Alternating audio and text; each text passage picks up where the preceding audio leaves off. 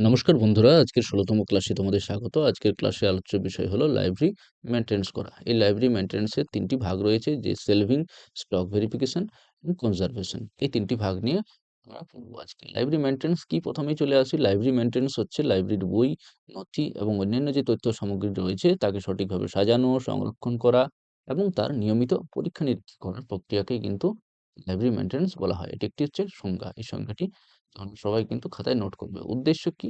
বই সহজে খুঁজে পাওয়া যায়।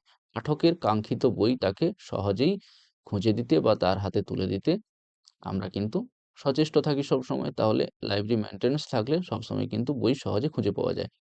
বই দীর্ঘদিন ভালো রাখা যায়। বই হারিয়ে যাওয়া বা নষ্ট হওয়া রোধ করা যায়। চতুর্থত হচ্ছে লাইব্রেরির সংগ্রহ সঠিকভাবে পরিচালনা করা যায়। এই লাইব্রেরি মেইনটেন্যান্সের ৩ টি প্রধান অংশ আমি যেটি আগে বললাম, সেটি হচ্ছে যে প্রথমত সেলভিং, দ্বিতীয়ত স্টক ভেরিফিকেশন অ্যান্ড কনজারভেশন। এই ৩ টি কিন্তু ঠিকভাবে করলেই লাইব্রেরি মেইনটেন্যান্সে থাকে। প্রথমত হচ্ছে সেলভিং করা। সেলভিং করা মানে কি? তাকে ভালো করে বইগুলোকে গুছিয়ে রাখা। লাইব্রেরির বই বা ডকুমেন্টসকে ক্লাসিফিকেশন নাম্বার অনুযায়ী সঠিকভাবে তাক বা সেলফে সাজিয়ে রাখাকে সেলভিং বলা হয়। এই ক্লাসিফিকেশন আমরা যে কোনো কিছুতেই করতে পারি। এলসিসি, সিসি, ডিডিসি, ঠিক আছে? সব জায়গা থেকে কিন্তু করা যায়। সেলভিং এর উদ্দেশ্য বই সহজে খুঁজে পাওয়া যায়। যেহেতু একটি গ্রন্থাগারে হাজার, হাজার বই রয়েছে, সেখানে পাঠকের কাঙ্ক্ষিত বইটি বা তার চাহিদার যে বইটি সেটি খুঁজে পাওয়া খুব জটিল। তাহলে সেলভিং ভালো করে করলে কিন্তু বা মেইনটেন্যান্স এ থাকলে কিন্তু বইটি সহজে খুঁজে পাওয়া যায়। লাইব্রেরির শৃঙ্খলা বজায় রাখা যায় এবং সময় বাঁচানো যায়। আমি যত তাড়াতাড়ি একটি পাঠককে তার চাহিদা অনুযায়ী বই তার হাতে তুলে দিতে পারবো, তার পরবর্তী পাঠক কিন্তু তত তাড়াতাড়ি আবার তার বইটি পাবে। তাহলে এই সময় বাঁচানোও কিন্তু একটা ফ্যাক্টর। সেলভিং এর নিয়ম কি? বই কল নাম্বার অনুযায়ী সাজাতে হবে। বাম থেকে ডান দিক থেকে সাজাতে হবে, অর্থাৎ বাম দিক থেকে ডান দিকে সাজাতে হবে। এরকম করে যেন কল নাম্বারগুলো থাকে। উপর থেকে নিচে সাজাতে হবে, অর্থাৎ top to bottom, top to বটমে অর্ডারে সাজাতে হবে। ঠিক আছে? এই কল নাম্বার কি? কল নাম্বার ছোট করে বলতে গেলে কল নাম্বার হচ্ছে একটা বইয়ের যেকোনো ডাকনাম। বই তো অনেক রয়েছে, তার আলাদা করে ডাকনাম থাকা উচিত। তাহলে class number, class number, class number plus বুক নাম্বার, বুক নাম্বার, বুক নাম্বার প্লাস কালেকশন নাম্বার। এই কালেকশন নাম্বারটা কিন্তু অপশনাল। এই ক্লাস নাম্বার, বুক নাম্বার দিলেই কিন্তু একটা বইয়ের কল নাম্বার হয়ে যায়। তাছাড়াও আমরা কিন্তু এই কালেকশন নাম্বারটা দিতে পারি। তাই ক্লাস নাম্বার আমরা কিন্তু ডিডিসি থেকে করতে পারি, ডিডিসি থেকে করতে পারি, সিসি থেকে করতে পারি, সিসি থেকে করতে পারি। আর কি দিয়ে করতে পারি? আর এলসিসি দিয়ে করতে পারি। আরও অনেক ক্লাসিফিকেশন ফর্মুলা রয়েছে, সেখান থেকে করতে পারি। বুক নাম্বার, বুক নাম্বার হচ্ছে একটা বইয়ের আলাদা নাম বা আলাদা নাম্বার। যেমন রঙ্গনাথন, আর এ এন, রঙ্গনাথনের নাম হচ্ছে আর A N, R A N. বা কোনো মজুমদার, মজুমদারের হয়তো M A J, M A J. তাহলে ক্লাসিফিকেশন নাম্বারটা দিলাম, তার সাথে জুড়ে দিলাম এই বুক নাম্বার, যেটাকে আমরা যার যে কোনো টাইটেল বা যে কোনো নাম, তার প্রথম যে ২-৩টে অক্ষর, ৩টে অক্ষর, সেটা দিয়ে আমরা ক্লাস নাম্বার আর বুক নাম্বার মিলিয়ে আমরা কল নাম্বার বানালাম। সাথে যদি অপশনাল কালেকশন নাম্বার থাকে, তো সেই কালেকশন নাম্বারও কিন্তু এখানে দিতে পারি। ঠিক আছে? তো এই হলো গিয়ে কল নাম্বার। পরে আছে সেলফিং এর ধরন। সেলফিং এর ধরন কিন্তু অনেক রকমের রয়েছে।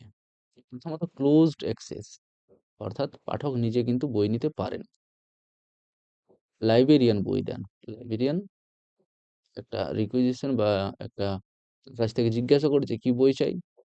তারপর সে সেখানে তাকে গিয়ে বা সেলফে গিয়ে সেখান থেকে নিজে বই সংগ্রহ করে পাঠককে হাতে তুলে দেন। এটা হচ্ছে ক্লোজ অ্যাক্সেস। ওপেন অ্যাক্সেস কি? পাঠক নিজেই নিজের সেলফ থেকে বই নিতে পারে। সেলভিং রিডিং, অর্থাৎ সেলফে বই ঠিক আছে কিনা তা নিয়মিত পরীক্ষা করাকে কিন্তু সেলভিং রিডিং বলা হয়। ঠিক আছে? অর্থাৎ বই কল নাম্বার অনুযায়ী সাজানো আছে কিনা তা দেখাকেই সেলভিং রিডিং বলা হয়। স্টক ভেরিফিকেশন, অর্থাৎ যে মজুদ বই রয়েছে তার যাচাই করা। স্টক ভেরিফিকেশন কাকে বলবো আমরা? লাইব্রেরিতে যত বই বা রেজিস্টার আছে বাস্তবে সেগুলো আছে কিনা তা পরীক্ষা করাকে স্টক ভেরিফিকেশন বলা হয়। উদ্দেশ্য কি? হারানো বই খুঁজে বার করা, লাইব্রেরির সঠিক হিসাব রাখা, বইয়ের অবস্থা জানা। স্টক ভেরিফিকেশনের পদ্ধতি কি কি? Access and registered method, access and যে রেজিস্টার্ড, সেই রেজিস্টার দেখে বইগুলোকে মিলানো, যে বইগুলো আদৌ স্টকে আছে কিনা, বা কতগুলো বই আমার অ্যাক্সেস হয়েছে লাইব্রেরিতে রাখা হয়েছে। এরপর লাইব্রেরিতে গিয়ে দেখলাম যে সেই বইগুলো নেই। তাহলে সেটা একটা পর্যায়ে আসা যাবে। সেলফ লিস্ট মেথড, অর্থাৎ সেলফ লিস্টে কার্ড দিয়ে বই মিলানো, এটাও একটা পদ্ধতি। ফিজিক্যাল ভেরিফিকেশন, সেলফ থেকে প্রতিটি বই হাতে নিয়ে পরীক্ষা করা, যে কোন বিষয়ের বই, কি বই, এগুলো একটা হচ্ছে স্টক ভেরিফিকেশনের পদ্ধতি। চলে এলাম স্টক ভেরিফিকেশন কত বছর পর পর করা হয়। একটা লাইব্রেরিতে বিশেষত 1 থেকে 3 বছর অন্তর অন্তর করা হয় স্কুল লাইব্রেরিতে। স্টক ভেরিফিকেশনের শেষে রিপোর্ট থাকে। সেই রিপোর্টে কি লেখা থাকে? রিপোর্ট থাকে মোট বই কটি আছে, হারানো বই কটি আছে, ক্ষতিগ্রস্ত বই কয়টি রয়েছে। ঠিক আছে? এটা হচ্ছে স্টক ভেরিফিকেশন শেষে যে রিপোর্ট দেওয়া হয়। চতুর্থত হচ্ছে কি কনজারভেশন, অর্থাৎ সংরক্ষণ করা। সংরক্ষণ কোন বইগুলোকে করব? যেগুলো নষ্ট হয়ে যাচ্ছে, সেই নষ্ট হওয়া থেকে রক্ষা করার প্রক্রিয়াকে কনজারভেশন বলল। লাইব্রেরির বই ও ডকুমেন্টকে নষ্ট হওয়া থেকে রক্ষা করার প্রক্রিয়াকে আমরা কিন্তু কনজারভেশন বলবো। কনজারভেশনের কারণ কি? আর্দ্রতা, পোকামাকড়ের কারণে নষ্ট হয়, ধুলোর কারণে নষ্ট হয়, আলো পর্যাপ্ত ঢুকতে পায় না লাইব্রেরিতে, তার কারণেও নষ্ট হয়, ভুলভাবে ব্যবহার করলেও কিন্তু নষ্ট হয়। তাহলে এইগুলো সব কারণেই কিন্তু বই একটি নষ্ট হয়। এই জন্য কনজারভেশন কিন্তু খুব জরুরি।